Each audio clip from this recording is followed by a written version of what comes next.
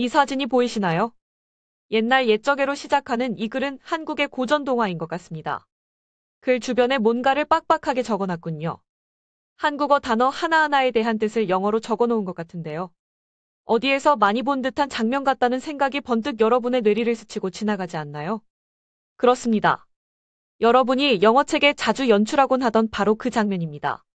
조금 다른 것이 있다면 영어 문장이 아닌 한국어 문장에 영어 뜻을 적어둔 것이군요. 보이는 단어마다 영어로 그 뜻을 적어두었네요. 이쯤 되면 이 종이의 주인이 누구인지 몹시 궁금해지는데요. 유튜브 채널 세계소리 소문. 여러분의 구독과 좋아요, 알림 설정은 컨텐츠 제작에 큰 힘이 됩니다. 종이의 주인이 누구인지 함께 봅시다. 비록 한국어가 영어와 완전히 다르다 할지라도 학생들은 한국어 배우기를 망설이지 않습니다. 학생들은 한국어 배우기를 배울 때 매우 진지하고 진심을 다합니다. 한국어를 배우고 있는 외국인 학생이었군요. K-팝과 K-드라마의 세계적 확산으로 한국어에 대한 관심과 학구열이 굉장히 높아졌다고 하는데요. 현재 전 세계의 한글학교 수만 해도 거의 2,000곳에 달하며 외국인들에게 한국어를 가르치는 세종학당의 경우 전 세계 76개국 213개소 세종학당에서 온라인과 오프라인으로 한국어를 교육하고 있다고 합니다. 또한 웹사이트나 유튜브를 이용해 한글을 배우는 외국인들도 상당히 많다고 합니다. 구글 트렌드에 따르면 지난 5년간 한국어 검색 총량이 약 3배 수준으로 증가했다고 합니다. 조금 전에 본 것처럼 미국의 경우 고등학교에서부터 한국어를 제2 외국어로 선택하는 학교가 점점 많아지고 있습니다. Hello, how are you? 여보세요. 1시에 시간 있어요? The dinner 저녁 식사. 저녁은 저녁을 의미합니다. 아침 식사는 breakfast죠. 그 다음. 좋아해요. 싫어해요. 사랑해요. 이건 한국어로 어떻게 말하죠? 필요하다. 특히 한국인 선생님이 가르치는 한국어 수업은 더 인기가 높다고 합니다. 더 상호적이에요.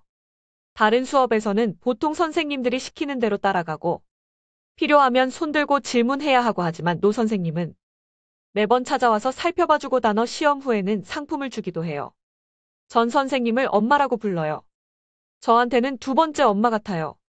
제가 만난 사람 중에 가장 자상하시죠. 코리안 클럽에 가입했어요. 정말 좋았고 즐거웠어요. 선생님이 한국어 수업을 시작하고 전 바로 수강했죠. 전 한국 문화를 정말 좋아해요. 그리고 한국어 배우는 것도 좋아해요. 언젠가 사용할 수 있으면 좋겠어요.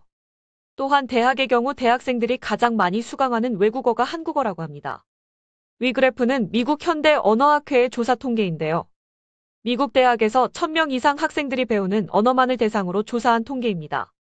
한국어를 배우는 학생이 플러스 95%로 가장 많이 증가했음을 알 수 있으며 이탈리아어가 마이너스 27.4%로 배우는 학생이 가장 많이 줄었음을 알 수 있습니다. 미국 대학의 외국어 수강생 수는 해가 거듭할수록 계속해서 줄어들고 있는 추세라고 합니다. 전 세계의 거의 모든 곳에서 영어로 의사소통이 가능하기 때문에 굳이 힘들게 외국어를 배울 필요가 없기 때문이죠. 하지만 위 그래프처럼 한국어를 외국어로 수강하는 학습자 수는 큰 증가세를 보이고 있습니다. 10년 전보다 한국어 학습자의 수가 95% 이상이나 증가해 현재 10대 외국어 가운데 한국어 학습자의 증가율은 가장 높게 나타나고 있죠. 이 수치는 무려 일본어 학습자의 19배, 중국어 학습자의 30배나 됩니다.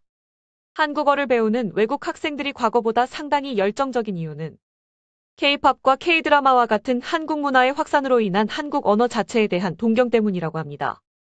엑소 비디오를 보고 노래가 이색적이고 좋았어요. 무슨 말인지 이해는 못해도 전 한국어 발음이 좋았어요. 그래서 가사를 공부하면서 한국어를 정말 공부하고 싶었어요.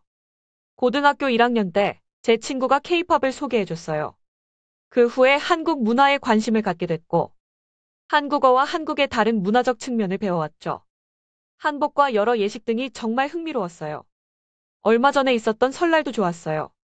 그리고 이상욱이라는 한국 펜팔 친구가 미국에 왔는데 한국에 대한 이야기를 많이 해줘요. 전 이 클럽을 정말 좋아해요. 전 항상 한국 문화에 관심이 많았거든요. 그래서 이 클럽에 푹 빠졌죠. 전 K-팝 댄스 클럽에도 가입되어 있어요. 이 클럽에서 활동하는 게 꽤 멋있는 것 같아요. 제 형은 드럼을 쳐요. 이건 멋있는 클럽이고 멋있는 관심거리라고 생각해요. 또한 외국에 진출해 있는 한국 기업들 때문이기도 하다고 합니다. 우리나라 기업들이 그곳 현지에서 공장을 세우고 현지인을 직원으로 채용하는 수가 늘어남에 따라 입사 지원 시 활용 가능한 한국어 사용 가능이라는 굉장히 큰 스펙을 쌓고 있는 것이죠. 또한 자국 회사에 취직하는 것보다 한국 기업에 취직했을 때 받는 임금과 복지 혜택의 수준이 더 높자 그 나라의 인재들이 앞다투어 한국 학과에 입학하려고 애를 쓰고 있다고 합니다.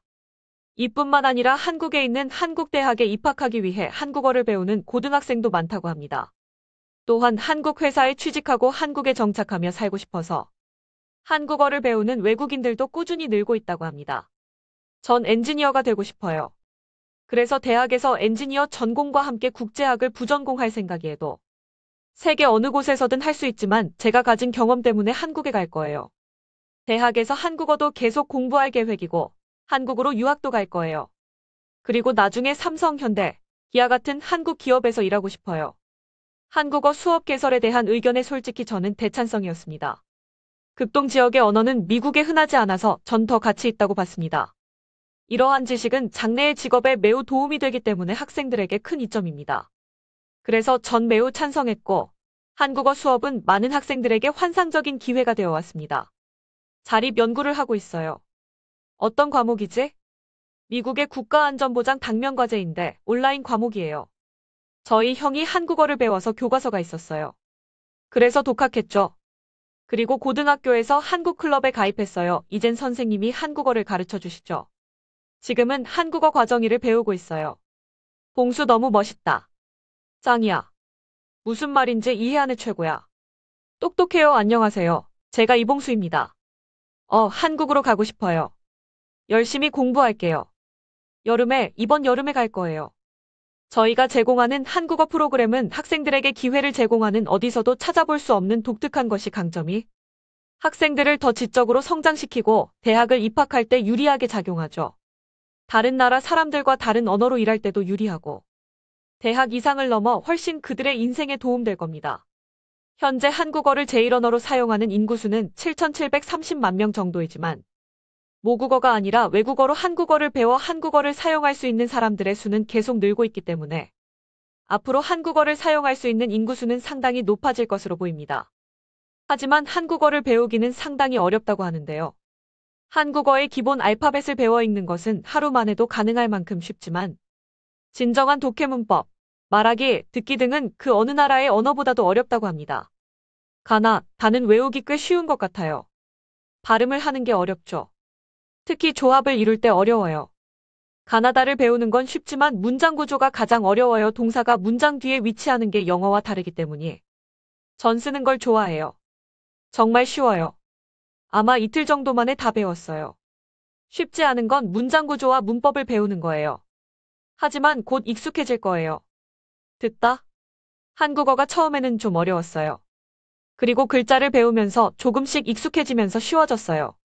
전 암기하는 게 가장 어렵고요. 가장 쉬운 부분은 읽는 것입니다. 읽는 건 쉽지만 각 글자의 의미를 외울 때는 좀 어려워요. 그 이유는 한국어가 비교 언어학적으로 고리버이기 때문이라고 하는데요. 이 말은 한국어와 비슷한 언어는 오직 한국어밖에 없기 때문에 배우기가 어렵다는 뜻입니다. 언어 형태학적 즉 문법으로 보면 교차거에 해당되어 일본어족과 근형관계로 볼 수 있지만 비교 언어학적으로 보면 한국어와 비슷한 언어는 세상 어디에도 없다고 합니다. 인도 유럽어족의 수많은 친족 언어들은 갈래가 비슷해서 서로 배울 때 고생이 덜하다고 합니다. 몇몇 언어는 사투리 수준으로 비슷하다고 하는데요. 프랑스 사람이 이탈리아어 배울 때는 함경도 사람이 전라도 말 배우는 수준의 노력만 하면 되는 것이고 어려워봤자 서울 사람이 제주말 배우는 정도라고 합니다. 하지만 한국어는 비슷한 언어가 없기 때문에 한국 사람들이 외국어를 배울 때 상대적으로 다른 나라 사람들보다 더 고생하게 된다고 합니다. 이는 전 세계 사람들이 한국어를 배울 때 상당히 고생해야만 함을 의미합니다. 그럼에도 불구하고 한국어를 배우고자 하는 외국인들이 점점 늘어나고 있다는 것은 믿기지 않을 정도로 한국의 영향력이 커져가고 있다는 뜻이 될 것입니다. 유튜브 채널 세계소리소문. 여러분의 구독과 좋아요, 알림 설정은 콘텐츠 제작에 큰 힘이 됩니다.